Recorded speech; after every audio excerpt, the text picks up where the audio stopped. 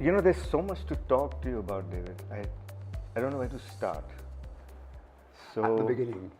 yeah, so that's a great thing, you know. So, I mean, I'm taking the liberty to call you David, but I should be saying Dr. Wilkinson. No, you shouldn't. But I gave that up long ago. It's David.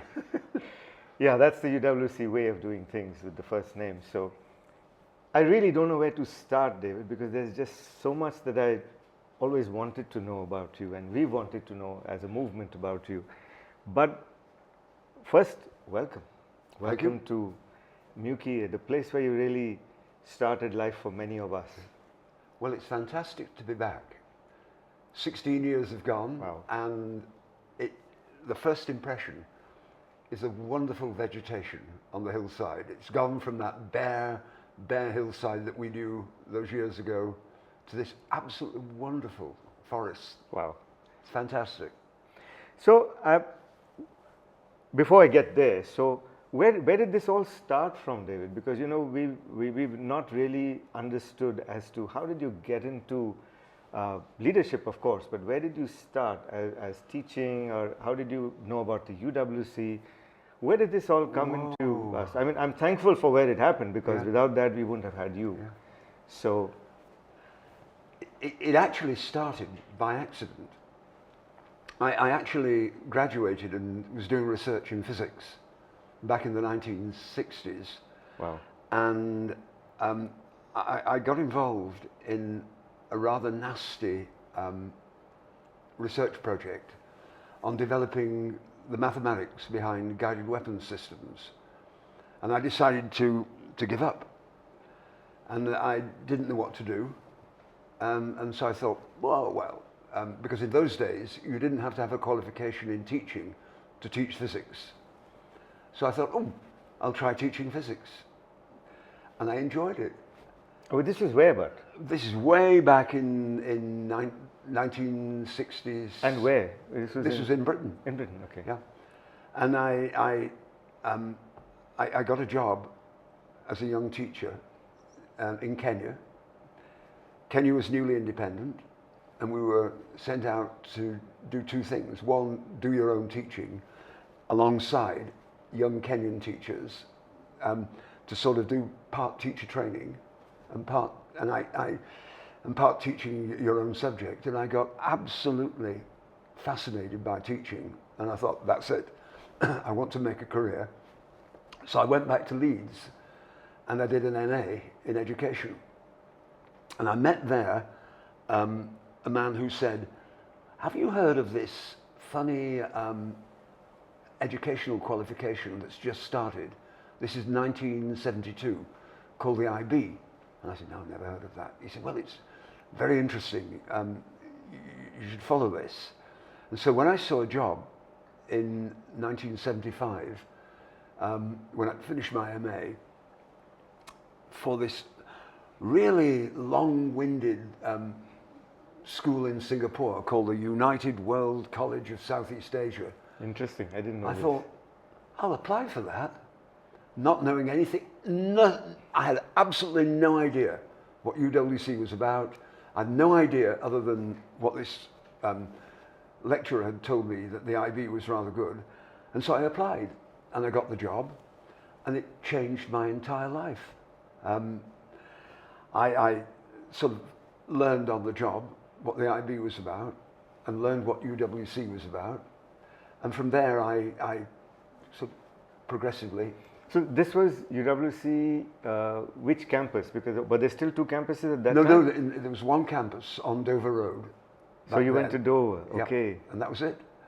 And then it was interesting because in the first year that I was there, they were thinking about introducing the IB alongside A-level. And I like the idea of this IB and being able to teach it. And we had about 100 students going into the sixth form the following year. And they were given the choice, do you want to do A-level or do you want to do the IB? And 20 said the IB, and the other 80, roughly, said A-level. So I said, well, could I teach the IB physics? Oh, yeah. And then I heard about this wonderful course called Theory of Knowledge, about which I knew nothing. And I kept going on to the head about, are we going to introduce this course? Are we? And because nobody knew anything about theory of knowledge in those days, he said at the end of the first year, he said, David, you're very keen on this theory of knowledge course. Why don't you teach it? So I found myself in the second year teaching IB physics and theory of knowledge. And from there, I became one of the few people way back then who had much knowledge about United World Colleges and the IB. And when you introduced the two new colleges, the Adriatic College and the American West College in 1982, there were two of us. Andrew McLehose, who went to Adriatic as deputy. He was my head of academics. Yep, and I was sent to Adriatic as deputy then, to David Sutcliffe. And from there, of course, it went on. I spent 3 years there. And then I went off to Southern Africa to run an international school where I introduced the IB. Oh, so you moved out from the movement for a while? In 1985. I see. And I was out of UWC for 6 years until 91. And at that point, we very successfully introduced the IB into this school in Maseru called Machibeng, which was one of just 6 non-racial schools in southern Africa, which got me into trouble with the South African authorities and got me a listed person because the school was supported by the ANC and the other schools were. And it got me more and more, it was a headship, and it got me more and more involved in IB. And when in early 91, someone came out from the international office of UWC and said, we're going to start a school, UWC in Hong Kong. Yep. Why don't you apply? So I applied, and I got the job as the founding head of the Hong Kong College. And from there, I was contacted by Captain Raj Mahindra, who was, as you know, a power behind driving, he and Mr. Harish Mahindra, behind driving the UWC in India. Yuki, yeah. As a result of which, I was offered the job as the founding head here. So Lipuchang, how long was this? That would be, I met Raj in 95. That's right, 93 is when we set the MOU, Yeah, 95 and 96, yes. Came here, not here, but to the a guest house at the back of the Mahindra Steel Works at Kanhai. Kanha. And we spent a year there, getting ready, appointing staff, getting the whole teaching program underway, helping with the development of the college, the buildings, and so on.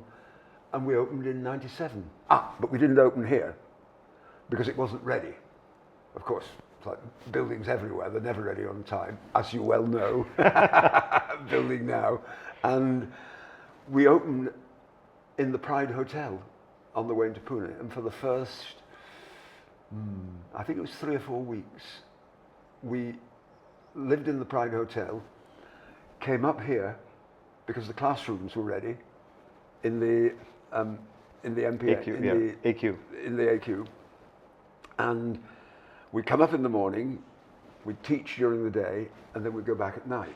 And then finally, we moved up here after I think about 3 weeks in the Pride, and there's nothing ready. We had no labs, we had no multipurpose hall, we had no art room, we had no library, we had classrooms, and we had 80 students, the pioneers. Wow. And they were utterly brilliant. They were unfazed completely, and I was very lucky with the founding faculty because they were unfazed as well. We had, and I was saying earlier, against the wall over there were a row of chairs because the only telephone that we had in the entire school was in our bedroom. And every evening there'd be a designated row of students, because we only had 80 the first, and about 10 of them would come in, and they'd be able to phone home, phone home, phone home. And Wow. that's it. We had we had a fax machine. So we had one telephone, one fax machine, and we were able to get on because we had no sort of contact with the outside world. We were able to, it was simple, absolutely simple. We were able to make it, the students, myself, the faculty, as a team, bound together because we had nowhere else to go. Yeah, absolutely. And there's so much more connect you had. I mean, I'm just listening to you say this. I cannot imagine that under current circumstances. Getting my students or anyone off a mobile phone today is such a Well, we nightmare. didn't have mobile phones. So the connect that they have to come and meet you at home. I mean, that's something which is lost over the years. This I connect think- between your team. I think that one of the greatest things in the start of this school was the fact that it wasn't ready, that we had to make it ourselves without anybody from the outside, and it brought together the three parts, the students, the faculty, myself, Fantastic. as a team. And it wasn't me, it was the lot that made it. So the journey sounds so intriguing to me. So from teaching headship in Africa and then Lipuchang, so am I right in saying that you're probably the only one who has, from the scratch or ground up, done 2 UWCs? I think so. That's phenomenal. And as deputy, a third one from scratch. in Italy. This was where? This was with David It was Sutcliffe. Adriatic. David Sutcliffe was the head. I was his deputy, and that was from scratch. Hong Kong was from scratch, and Mahindra was from scratch as well. So I was lucky. And if I'm not mistaken, David Sutcliffe was also involved when we were looking at the land, if I recall right. Yeah.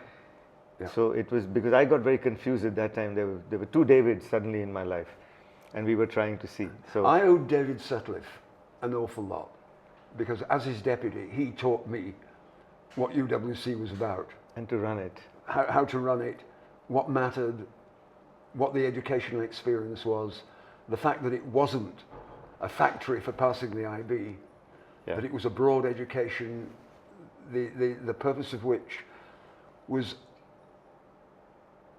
to give young people the enthusiasm, the vision, to lead a life where they would make a difference in their own lives.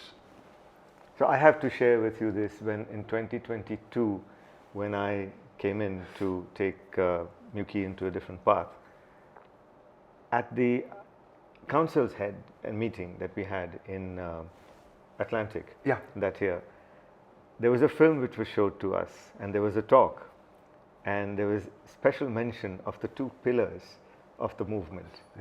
That was David Sutcliffe and David Wilkinson. So I felt very proud at that time that I had interacted I didn't so know closely. that. It was lovely a presentation. So Lawrence was there, many of the other heads were there, and my first interaction with the heads of the other UWCs. But I felt an instant comfort zone the moment I was told that these are the 2 pillars. Great. So that was there.